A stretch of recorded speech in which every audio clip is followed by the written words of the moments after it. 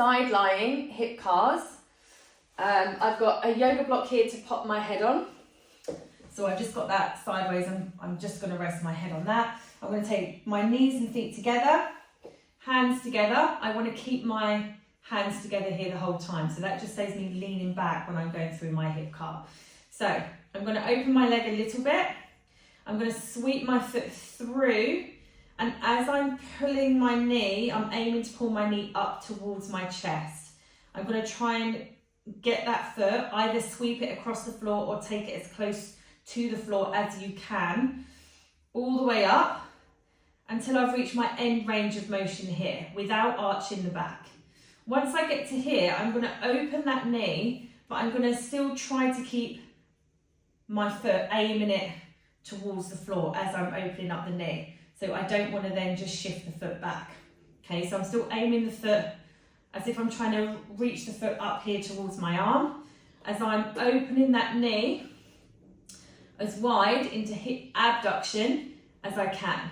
So you're going to hit a bit of a roadblock here where you can't go any further, and that foot is going to start to then sweep behind. So what I'm doing here is I'm now going to bring my hip into internal rotation. I'm going to try and keep the knee exactly where it is. So I've got a nice stretch through the leg here, and I'm going to shift that foot backwards. So now I'm trying to take my hip into internal rotation. So as that happens, I'm going to go as far into internal rotation as I can. So I'm trying to sweep my foot behind the knee. I'm going to travel my knee back, so back behind the body slightly, so I'm now into hip extension.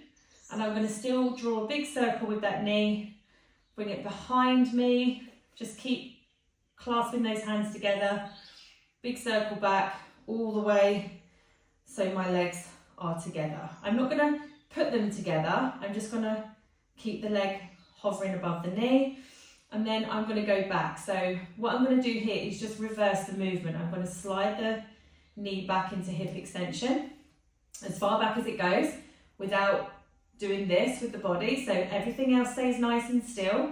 We just want the work to come through the hip and nowhere else in the body. So once it goes back as far as it can, I'm going to open up that knee as wide as I can. I'm going to get to a certain point where I can't go any further without the foot then trying to come through the window.